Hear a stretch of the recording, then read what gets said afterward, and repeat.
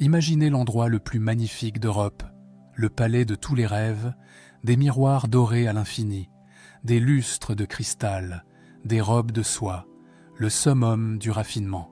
Maintenant, respirez profondément, parce que derrière cette beauté absolue se cache l'une des réalités les plus répugnantes de l'histoire de France, des corps qui pourrissent vivants, des chairs qui se décomposent sous les perruques poudrées, des odeurs si pestilentielles que même les courtisans reculent devant leur propre roi. Louis XIV lui-même, le roi Soleil en personne, est littéralement en train de se désintégrer. Sa jambe est noire, des asticots grouillent dans ses plaies, et personne ne peut rien faire. Mais il n'est pas le seul. De la gale royale à la gangrène mortelle, en passant par des fistules inavouables et des bouches édentées qui puent la mort. Versailles était un enfer médical déguisé en paradis. 5 maladies, 5 horreurs, 5 vérités que l'histoire a longtemps cachées. Et ce que vous allez découvrir va vous glacer le sang. Avant de commencer, dites-moi en commentaire, d'où regardez-vous cette vidéo aujourd'hui? Et si vous aimez découvrir les vérités cachées de l'histoire de France, celles qu'on ne vous a jamais enseignées à l'école, abonnez-vous maintenant, parce que chaque semaine, je vous révèle les secrets les plus bouleversants de notre passé. Maintenant, entrons dans l'horreur de Versailles. 1er janvier 1715, Galerie des Glaces, Versailles. Le soleil d'hiver pénètre à travers les 17 arches monumentales. La lumière se réfléchit sur 357 miroirs, créant une illumination presque divine. Louis XIV, 76 ans, avance lentement devant sa cour assemblée. Chaque pas est mesuré, chaque geste est calculé. Les courtisans s'inclinent profondément, comme ils le font depuis des décennies. Mais aujourd'hui, quelque chose est différent. Plusieurs nobles reculent discrètement, pas par respect, par répulsion. Une odeur pestilentielle émane du roi Soleil lui-même, sous les couches de poudre de riz, de parfum à la violette et de fard blanc qui masque son visage. La vérité est impossible à cacher complètement. Ses joues sont creuses, des abcès percent sous le maquillage. Son haleine est si fétide que même ses plus fidèles serviteurs détournent instinctivement le regard lorsqu'il leur parle. Sa jambe gauche, gangrenée depuis des mois, le fait boiter. Il s'appuie lourdement sur sa canne en ébène incrustée de diamants. Dans moins d'1 an, il sera mort. Voici la vérité que Hyacinthe Rigaud n'a jamais peinte dans ses portraits officiels. La vérité que les chroniqueurs de la cour ont soigneusement censurée dans leurs récits. Le monarque le plus puissant d'Europe, celui qui a fait trembler tous les rois du continent, celui qui a construit le palais le plus magnifique jamais créé par l'homme, est littéralement en train de pourrir vivant. Et il n'est pas le seul. Versailles était un théâtre de l'apparence, une mise en scène permanente où chaque détail comptait. La position d'un tabouret, la longueur d'une révérence, le nombre de plumes sur un chapeau, tout était codifié, orchestré, contrôlé. Mais les coulisses de ce théâtre étaient un hôpital sans médecine efficace, un enfer sanitaire déguisé en paradis terrestre. Dans ce palais sans véritable latrine, où des milliers de personnes vivaient entassées, où l'hygiène était un concept pratiquement inexistant, où les remèdes empiraient souvent les maux au lieu de les guérir, les maladies les plus répugnantes frappaient sans distinction de rang. Des princesses aux domestiques, des maréchaux aux favorites royales, des évêques aux espions. Personne n'était épargné. La magnificence de Versailles cachait une réalité biologique implacable. Derrière chaque perruque poudrée se cachaient des crânes couverts de plaies. Derrière chaque sourire de cour se dissimulaient des bouches édentées et purulentes. Derrière chaque robe de soie brodée d'or se trouvait un corps rongé par la maladie. Ce documentaire explore 5 des afflictions les plus terrifiantes qui ont hanté la cour de France. 5 maladies qui révèlent le fossé abyssal entre la grandeur proclamée de la monarchie absolue et la fragilité déchirante des corps qui la composaient. 5 horreurs médicales qui nous rappellent que, malgré tout le pouvoir, toute la richesse, toute la gloire, nous restons humains, mortelle, vulnérable. Commençons par une maladie que même les rois ne pouvaient éviter, une affliction si courante à Versailles qu'elle touchait presque tout le monde. La gale, non pas celle des mendiants dans les rues de Paris, celle qui se propageait dans les draps de soie, sur les fauteuils dorés, dans les alcôves les plus luxueuses du royaume. Novembre 1711. Le dauphin Louis de France, fils unique de Louis XIV et héritier du trône, se gratte frénétiquement les poignets durant le lever du roi. C'est un geste qu'il tente de rendre discret, mais la démangeaison est trop forte. Sous ses manchettes de dentelle de Valenciennes, sa peau est couverte de sillons rougeâtres et de pustules purulentes. Les démangeaisons sont insupportables, empirant systématiquement la nuit, transformant chaque tentative de sommeil en torture. Le prince a 49 ans. Il est l'héritier d'un empire qui s'étend de l'Atlantique aux Pyrénées. Il commande les armées les plus puissantes d'Europe, mais il ne peut même pas contrôler ce qui se passe sous sa propre peau. Les médecins royaux, selon le journal du marquis de Dangeau, diagnostiquent d'abord une éruption nerveuse due aux humeurs mélancoliques. Ils prescrivent des saignées pour rééquilibrer les fluides corporels. Ils recommandent des tisanes apaisantes. Ils suggèrent même des prières spécifiques à Saint-Roch, patron des malades. Mais la réalité est tout autre. Des milliers d'acariens microscopiques, invisibles à l'œil nu, creusent des galeries sous l'épiderme du prince. Ces parasites se reproduisent, se multiplient, se propagent, et la cour entière devient un terrain de contagion parfait, parce que, à Versailles, tout le monde se touche. Les baise-mains obligatoires lors des audiences, les embrassades entre courtisans qui se croisent dans les galeries, le partage des mêmes sièges lors des concerts, les mêmes vêtements parfois prêtés entre nobles de rang similaires, les mêmes gants de soirée empruntés pour un bal. Même les cartes à jouer passent de main en main, transportant avec elles des milliers de parasites invisibles. La duchesse d'Orléans, Élisabeth Charlotte de Bavière, connue pour sa franchise brutale, écrit dans une lettre datée de 1712 « Toute la cour est couverte de gratelles. On se gratte au lever, au coucher, pendant les repas. C'est une épidémie qui n'épargne personne, pas même les personnes les plus distinguées. » Et elle a raison.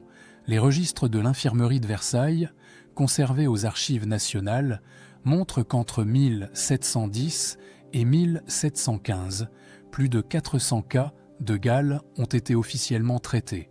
Mais ces chiffres ne représentent qu'une fraction de la réalité. La plupart des courtisans cachaient leur affliction par honte, se soignant en secret avec des remèdes de charlatans achetés aux apothicaires de la ville. Les traitements d'époque, basés sur les archives médicales de l'Hôtel-Dieu de Paris, sont presque aussi terribles que la maladie elle-même. Des onguents au mercure et au soufre qui brûlent la peau, créant des cicatrices permanentes. Des bains de vinaigre bouillant où les malades doivent plonger leurs membres jusqu'à ce que la chair devienne rouge vif. Des saignées, censées purger les humeurs corrompues, affaiblissant encore davantage des corps déjà épuisés par les démangeaisons incessantes. Mais voici le détail que l'histoire a longtemps censuré, un secret qui aurait été impensable à révéler du vivant des personnages concernés. Même les favorites du roi n'échappaient pas à la gale. Madame de Maintenon elle-même, épouse secrète de Louis XIV, femme pieuse et réservée qui incarnait la respectabilité morale de la cour vieillissante, souffrait de démangeaisons si violentes qu'elle devait porter des gants de nuit pour éviter de se lacérer la peau dans son sommeil. Son confesseur, l'abbé Gobelin, mentionne dans ses notes privées, découvertes seulement au XXe siècle, qu'elle lui a confiées lors d'une confession « Mon corps est une punition divine. Je ne trouve de repos ni jour ni nuit. » La gale transformait les nuits de Versailles en calvaire.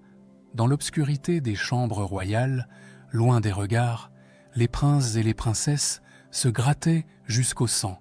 Les draps de soie se tachaient de puces et de sang séché. Les domestiques devaient changer les literies plusieurs fois par semaine, brûlant celles qui étaient trop contaminées. Si la gale était humiliante, si elle transformait chaque instant de vie en torture permanente. Elle n'était pourtant rien comparée aux horreurs qui allaient suivre, parce que d'autres maladies rôdaient dans les couloirs dorés de Versailles. Des afflictions bien plus terrifiantes, bien plus dévastatrices, bien plus mortelles. Au XVIIe et XVIIIe siècle, on l'appelait pudiquement le mal de Naples, ou la vérole, ou encore le mal français dans les cours étrangères. Mais derrière ces euphémismes se cachait l'une des maladies les plus dévastatrices qui ait jamais frappé l'humanité, la syphilis, un fléau qui a rongé l'Europe pendant des siècles, transformant des corps magnifiques en cadavres vivants. À Versailles, cette maladie était partout, mais personne n'en parlait jamais ouvertement. C'était le secret le mieux gardé du royaume, parce qu'avouer qu'on souffrait de la vérole revenait à avouer publiquement ses débauches. Et à la cour, l'apparence de vertu comptait parfois plus que la vertu elle-même.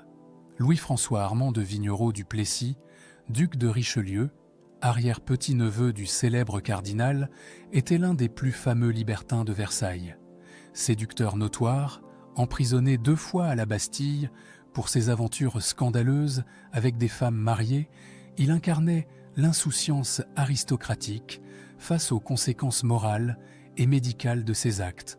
Beau, spirituel, charmant, il collectionnait les maîtresses comme d'autres collectionnaient les tableaux. Mais en 1720, à 34 ans, sa vie bascule. Un chancre indolore apparaît sur son sexe, une petite plaie qui ne fait même pas mal. Richelieu, selon ses mémoires partiellement censurés et publiés seulement après sa mort, consulte discrètement un chirurgien des armées réputé pour sa discrétion. Le diagnostic est immédiat. Syphilis. Le médecin minimise. Il prescrit quelques onguents. Il assure que cela passera. Mais la syphilis ne passe jamais. 2 ans plus tard, en 1722, des éruptions cutanées couvrent le corps du duc. Des plaques rouges et suintantes apparaissent sur son torse, ses bras, son visage. Ses cheveux tombent par plaques entières, créant des zones chauves irrégulières sur son crâne. Il est obligé de porter des perruques toujours plus volumineuses pour cacher sa calvitie prématurée. La duchesse de Boufflers, qui tient un journal intime extraordinairement détaillé, note en 1725 « Le duc de Richelieu a le visage si couvert de pustules qu'on dirait un lépreux. Pourtant, il continue de paraître au bal comme si de rien n'était, dissimulant sa déchéance sous des couches de poudre blanche. Mais le pire est encore à venir. Dans les années 1740, la syphilis atteint son stade tertiaire. C'est le moment où la bactérie, après avoir dormi dans le corps pendant des années, se réveille et attaque les organes internes. Les archives médicales du docteur Silva, médecin personnel de Richelieu, révèlent la descente aux enfers. Des ulcérations profondes rongent le palais du duc. La maladie perfore même la cloison nasale. Son nez commence littéralement à s'effondrer de l'intérieur. Richelieu, toujours soucieux de son apparence, fait fabriquer un nez artificiel en cire colorée. Il le fixe chaque matin avec de la colle spéciale. Il le poudre soigneusement pour qu'il ressemble à de la vraie peau. Puis il sort, sourit, flirte, danse, avec un nez de cire qui menace de tomber à chaque mouvement brusque. Le traitement standard de l'époque est presque aussi terrible que la maladie. Le mercure. Des fumigations dans une boîte à suer où le patient, entièrement nu, est enfermé avec sa tête qui dépasse. On brûle du mercure en dessous. Les vapeurs toxiques montent. Le malade transpire abondamment, censément pour évacuer le poison de la vérole. Mais en réalité, c'est un nouveau poison qui entre dans son corps. Après ces séances, la salive devient noire. Les dents se déchaussent et tombent. Les gencives saignent en permanence. Le tremblement s'installe dans les mains. L'esprit commence à dérailler. Le docteur Jean Astruc, médecin personnel de Louis XV, est l'un des plus grands spécialistes des maladies vénériennes de son époque, écrit en 1736 dans son traité des maladies vénériennes. Le mercure guérit parfois la vérole, mais tue plus sûrement le malade. J'ai vu davantage d'hommes mourir du remède que de la maladie elle-même. Mais voici la vérité la plus déchirante. La syphilis ne frappait pas que les libertins.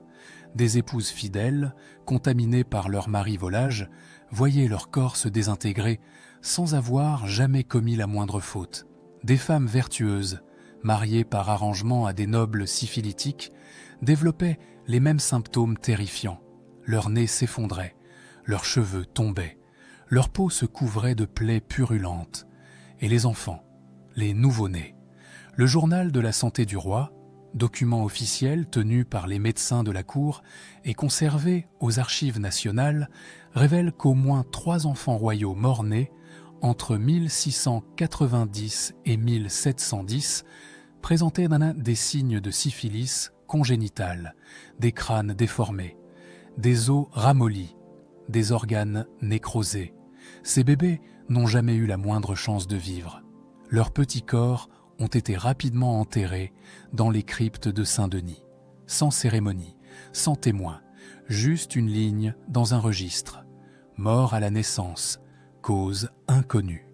Mais les médecins savaient, ils ont toujours su. La syphilis était le châtiment silencieux des plaisirs interdits. Elle transformait les plus beaux visages en masques d'horreur. Elle attaquait le corps de l'intérieur, détruisant progressivement les os, les organes, le cerveau lui-même. Dans ces stades finaux, elle provoquait la démence. Des nobles autrefois brillants se mettaient à divaguer, à avoir des hallucinations, à ne plus reconnaître leurs propres enfants. Et tout cela se passait dans le palais le plus magnifique d'Europe, derrière les miroirs dorés, sous les lustres de cristal, dans les alcôves parfumées où se jouaient les destins du royaume. Si la syphilis était le châtiment des plaisirs interdits, la prochaine maladie était une torture démocratique, une affliction qui n'épargnait absolument personne, pas même le roi lui-même. Imaginez ne jamais vous brosser les dents, pas une seule fois dans votre vie. Imaginez consommer quotidiennement des quantités massives de sucre raffiné, de viande faisandée marinée dans des sauces épaisses, de vin épicé et de liqueurs sucrées. Imaginez qu'aucun dentiste digne de ce nom n'existe encore, que la seule solution à une rage de dents soit l'arrachage brutal, sans anesthésie, avec des pinces rouillées. Bienvenue dans la bouche d'un courtisan de Versailles. L'hygiène dentaire n'existait tout simplement pas au XVIIe siècle. On se rinçait parfois la bouche avec du vin ou de l'eau de rose. Certains nobles se frottaient les dents avec un linge imbibé de vinaigre. Mais c'était tout. Il n'y avait pas de brosse à dents, pas de dentifrice, pas de fil dentaire, rien. Le résultat était catastrophique. À 30 ans, la plupart des courtisans avaient déjà perdu plusieurs dents. À 40 ans, beaucoup n'en avaient plus qu'une dizaine. À 50 ans, certains étaient complètement édentés, obligés de mâcher leur nourriture avec leurs gencives ou d'avaler des bouillies liquides. Mais le roi Louis XIV a vécu pire que tous les autres. 1685. Louis XIV a 47 ans. Il règne sur la France depuis 42 ans déjà. Il est au sommet de sa puissance. Ses armées dominent l'Europe. Versailles vient d'être achevé. Il est le monarque le plus respecté et le plus craint du continent. Mais une douleur atroce lui vrille la mâchoire. Une rage de dents si violente qu'il ne peut plus manger, plus dormir, plus même réfléchir correctement. Ses molaires supérieures gauches sont infectées.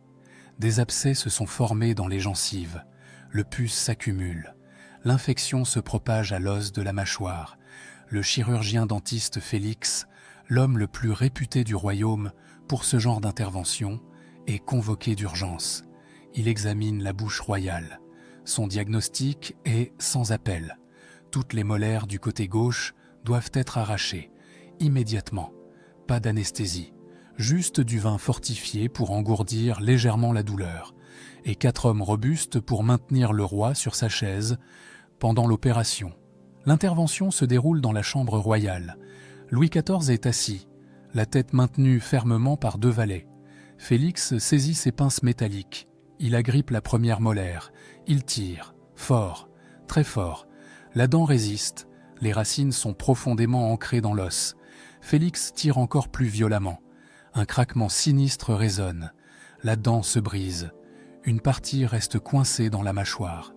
Le marquis de Sourches, témoin oculaire présent ce jour-là, note dans ses mémoires « Sa Majesté a supporté l'opération avec un courage surhumain, bien que l'on ait arraché 6 dents d'un coup, dont certaines ont brisé la mâchoire elle-même. Mais le pire n'est pas la douleur. Le pire, ce sont les complications. L'opération perfore accidentellement le palais. Un trou se forme entre la bouche et la cavité nasale, une fistule qui ne se refermera jamais complètement. Pendant des années, le roi ne peut plus mâcher correctement du côté gauche. Lorsqu'il boit, le liquide remonte parfois dans son nez et ressort par ses narines. Lorsqu'il mange, des morceaux de nourriture se coincent dans la perforation, provoquant des infections récurrentes. La Gazette de la santé du roi, document officiel tenu quotidiennement par les médecins de la cour, décrit les années suivantes comme un calvaire permanent, abcès purulent, qui se reforme tous les 2 ou 3 mois. Haleine si fétide que les courtisans reculent instinctivement lors des audiences privées. Nécrose progressive de l'os maxillaire qui se désagrège lentement. Cautérisation au fer rouge, sans succès, qui ne font qu'aggraver les dégâts. En 1700, lors du Grand Couvert, cette cérémonie publique où le roi mange seul devant des centaines de courtisans assemblés, Louis XIV doit mastiquer lentement, la tête légèrement inclinée, pour éviter que la nourriture ne remonte dans ses sinus. Du pus s'écoule parfois de sa joue. Il l'essuie discrètement avec une serviette de soie brodée, comme si de rien n'était. Les courtisans font semblant de ne rien voir. L'étiquette l'exige, mais Louis XIV n'était pas une exception. À Versailles, presque personne au-dessus de 40 ans ne conservait une dentition complète. Les registres de l'infirmerie du château, conservés aux archives de Versailles, montrent qu'entre 1690 et 1710, plus de 200 courtisans ont subi des extractions dentaires massives. La princesse palatine, cette femme au franc-parler légendaire qui ne mâchait jamais ses mots, écrit en 1705 « Ma belle-sœur, la duchesse de Bourgogne, qui n'a que 23 ans, a déjà perdu 8 dents. Elle met du coton dans ses joues pour que son visage ne s'effondre pas quand elle paraît en public. 23 ans, et déjà édentée. Les jeunes femmes de la cour, obsédées par leur apparence, utilisaient toutes sortes de stratagèmes pour cacher leur bouche ravagée. Du coton roulé en boule pour donner du volume aux joues creuses, du rouge à lèvres épais pour détourner l'attention, des sourires fermés, lèvres serrées, pour ne jamais révéler les trous béants dans leur dentition. Les hommes portaient des moustaches de plus en plus volumineuses pour masquer leur bouche déformée. Certains nobles faisaient fabriquer des dents artificielles en ivoire ou en os de bœuf attachées aux dents restantes avec des fils d'or. Mais ces prothèses primitives bougeaient, tombaient pendant les repas, provoquaient des blessures aux gencives. Et la laine permanente de pourriture qui émanait de presque toutes les bouches de Versailles, les parfums lourds, les sachets d'herbes aromatiques, les pastilles à la menthe sauvage, rien ne pouvait vraiment masquer cette odeur de décomposition organique. Les dents étaient une torture visible, une humiliation quotidienne. Mais au moins, on pouvait les voir. On savait d'où venait la douleur. La prochaine maladie attaquait de l'intérieur, dans les profondeurs du corps, là où personne ne pouvait regarder, là où la souffrance était absolue et la dignité impossible. Parlons maintenant de ce dont personne ne parle jamais dans les manuels d'histoire, de ce que tous les documentaires évitent soigneusement. Les intestins de la monarchie absolue. Versailles Novpecté n'avait pratiquement aucune latrine. 3000 personnes vivaient dans un palais conçu pour l'apparence, pas pour la fonction, conçu pour impressionner, pas pour répondre aux besoins les plus basiques du corps humain. Il existait quelques chaises percées dans les appartements privés, quelques fausses d'aisance dans les sous-sols, mais pour l'écrasante majorité des courtisans, des domestiques, des gardes, il n'y avait rien.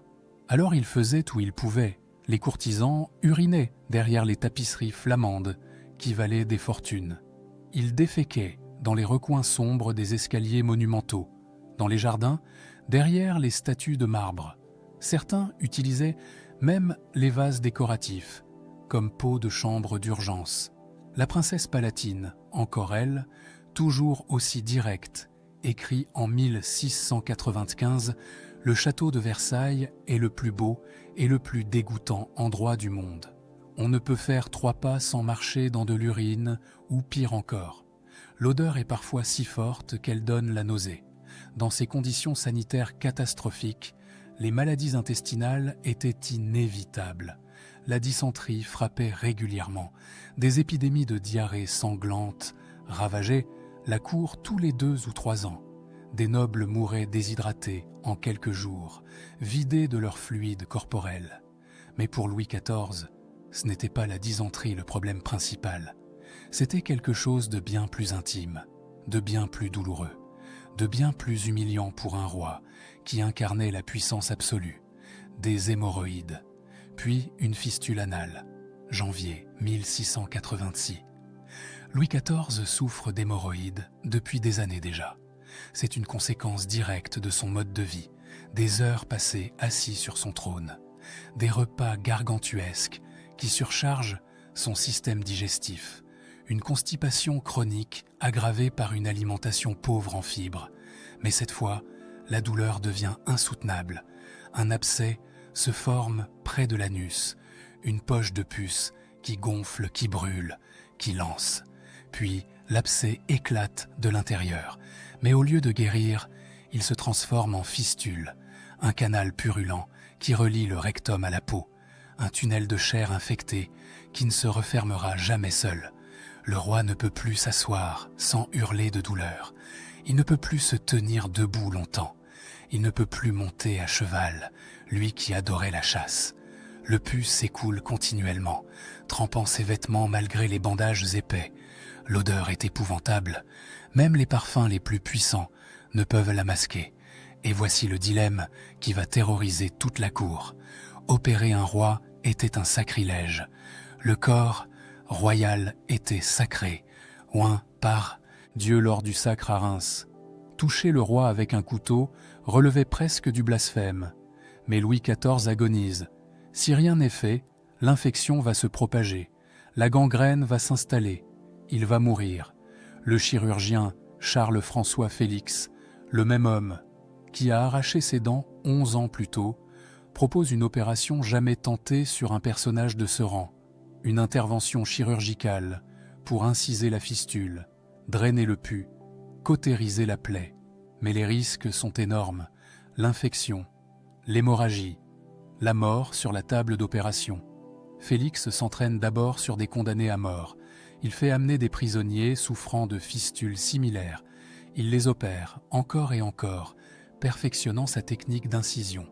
Combien de condamnés sont morts sous son scalpel avant qu'ils ne se sentent prêts pour le roi? Les archives ne le disent nous pas, mais on peut imaginer. 18 novembre 1686, 6 heures du matin, chambre royale. Louis XIV est allongé sur le côté gauche, dans son propre lit. 4 valets le maintiennent fermement. Pas d'anesthésie, juste du laudanum, une teinture d'opium et du vin fortifié. Madame de Maintenon, son épouse secrète, prie dans la pièce adjacente. Elle entend tout. Félix saisit son bistouri. Il incise 1 fois, 2 fois, 3 fois. Le roi grogne mais ne crie pas. Il serre les draps de soie entre ses poings. Il ordonne même à Félix, d'une voix tremblante mais ferme, « Continuez, monsieur, comme si vous opériez un paysan. » L'intervention dure 20 minutes. 20 minutes d'enfer. Félix ouvre la fistule sur toute sa longueur. Il draine le pus. Il cautérise la plaie au fer rouge. L'odeur de chair brûlée emplit la chambre.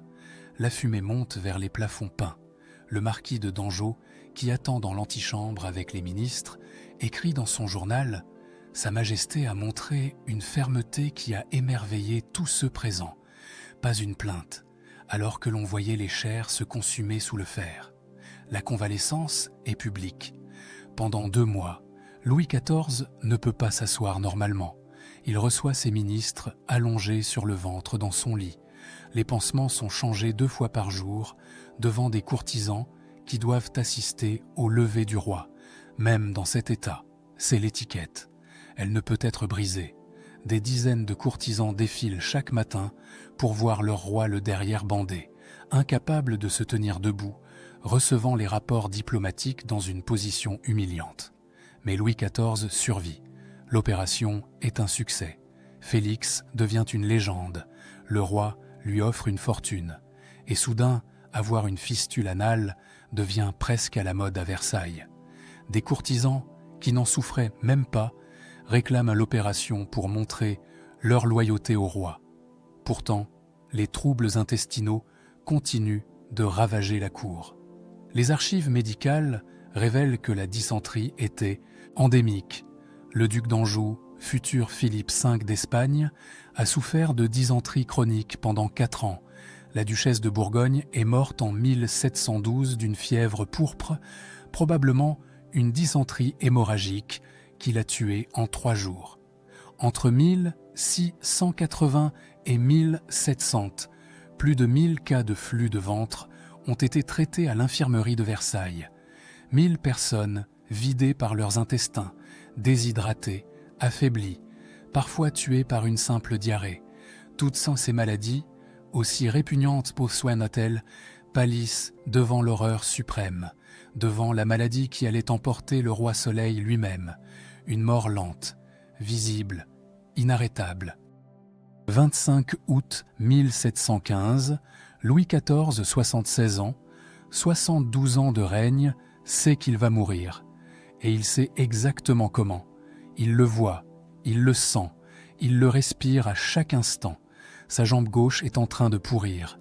10 août. Tout commence par une simple douleur après une promenade dans les jardins de Versailles. Une crampe au mollet. Rien de grave. Les médecins diagnostiquent une sciatique. Ils prescrivent des bains chauds et du repos. Le roi obéit. Mais la douleur ne diminue pas. Elle empire. 15 août. La douleur devient insupportable. Une tache noire apparaît sur le mollet. Petite d'abord. Puis, elle s'étend, comme une ombre qui rampe sous la peau. Le roi refuse de la montrer aux médecins pendant 3 jours. Par fierté, par peur, par déni. 18 août. Fagon, premier médecin du roi depuis des décennies, examine enfin la jambe. Il soulève délicatement le bas de soie. Ce qu'il voit le glace. Verdict immédiat, sans appel, gangrène sénile. L'artère fémorale est obstruée. Le sang ne circule plus correctement. Les tissus meurent, privés d'oxygène. La chair se nécrose, se décompose, vivante. Fagon note dans son registre médical, la mortification progresse rapidement. Les chairs sont noires jusqu'aux genoux. L'odeur de putréfaction est insupportable. Même le parfum le plus fort ne la masque plus. 20 août. La gangrène s'étend inexorablement. Le mollet tout entier est noir. La peau se craquelle. Des asticots apparaissent dans la plaie. Pas quelques-uns. Des centaines. Ils grouillent dans la chair morte, se nourrissant du roi vivant. Les médecins tentent tout. Ils appliquent du lait d'ânesse tiède sur la jambe. Ils posent des cataplasmes de fientes de pigeons fraîches, censés avoir des vertus purificatrices. Ils font des saignées pour éliminer les humeurs corrompues. Ils prient, ils supplient, mais rien n'arrête la progression de la mort. 23 août. L'odeur devient si épouvantable que le roi lui-même ne la supporte plus. Il ordonne qu'on ouvre toutes les fenêtres de sa chambre, malgré l'air froid de la fin août. Les courtisans admis à son chevet doivent respirer à travers des mouchoirs imbibés de vinaigre aromatique. Certains sortent précipitamment pour vomir dans les couloirs. La gangrène atteint maintenant la cuisse. La chair est noire, visqueuse, elle se détache par plaques. Sous la peau morte, on aperçoit les muscles nécrosés, les tendons qui se désintègrent. 25 août, 4 heures du matin. Le roi est allongé dans son lit monumental, celui où il a dormi pendant des décennies. Il est conscient mais fébrile. La fièvre le brûle de l'intérieur. Sa jambe gauche est entièrement noire jusqu'à la cuisse. Les médecins ont abandonné tout espoir. Il n'y a plus rien à faire. aucun remède, aucun miracle, juste attendre la mort. Le confesseur, le père Letellier, entre dans la chambre. Il administre l'extrême onction. Il trace une croix d'huile sainte sur le front du roi. Louis XIV ferme les yeux. Il prie, puis il demande à voir son arrière-petit-fils. On fait entrer le futur Louis XV. L'enfant a 5 ans. Il est terrorisé. L'odeur le saisit immédiatement. Il recule, mais on le pousse doucement vers le lit. Le roi ouvre les yeux. Il regarde cet enfant qui va hériter d'un royaume immense. Il lui prend la main et il prononce les mots qui vont entrer dans l'histoire. « Mon enfant, vous allez être un grand roi. N'imitez pas mon goût pour les bâtiments, ni celui pour la guerre. Tâchez de soulager vos peuples, ce que je suis assez malheureux pour n'avoir pu faire. » Un roi mourant, en train de pourrir vivant, qui avoue ses échecs à un enfant terrifié. 26 août, 1h du matin, Louis XIV demande pardon à tous ceux qu'il a blessés. Il embrasse ses valets.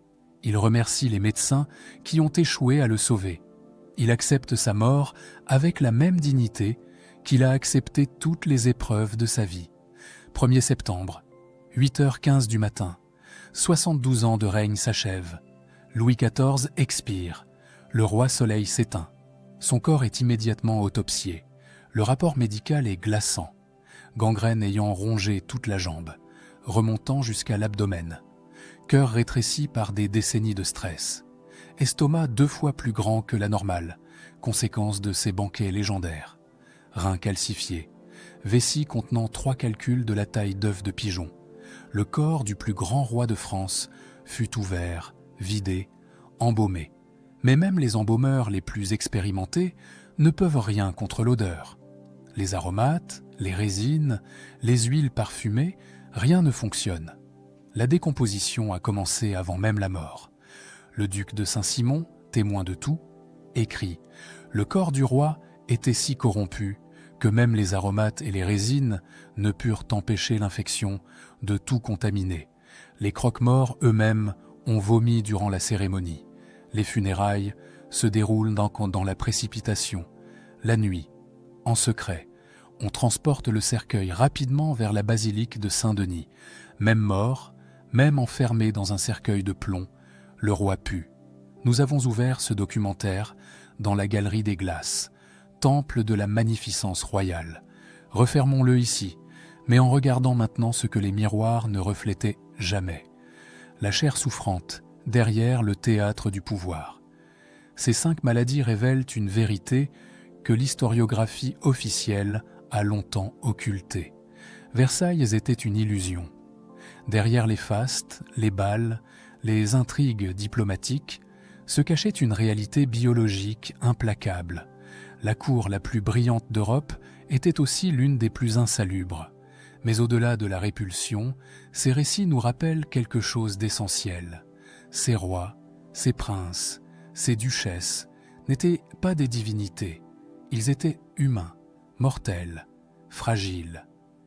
Louis XIV, le roi Soleil, l'incarnation du pouvoir absolu, est mort dans d'atroces souffrances, rongé par la gangrène, entouré d'une odeur pestilentielle.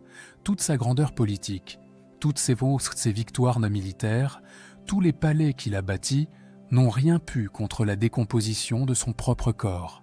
Le pouvoir ne protège pas de la mort, la dignité n'empêche pas la douleur. Qu'on soit roi ou paysan, la chair souffre. Alors, la prochaine fois que vous visiterez Versailles, que vous admirerez la Galerie des Glaces, souvenez-vous. Derrière chaque portrait officiel se cachait un corps souffrant. Derrière chaque perruque poudrée, une tête couverte de plaies. Derrière chaque sourire de cour, une bouche édentée et purulente. Versailles était un chef-d'œuvre architectural, mais c'était aussi un hôpital à ciel ouvert, sans médecine efficace, où même les plus puissants ne pouvaient échapper à la condition humaine la plus brutale.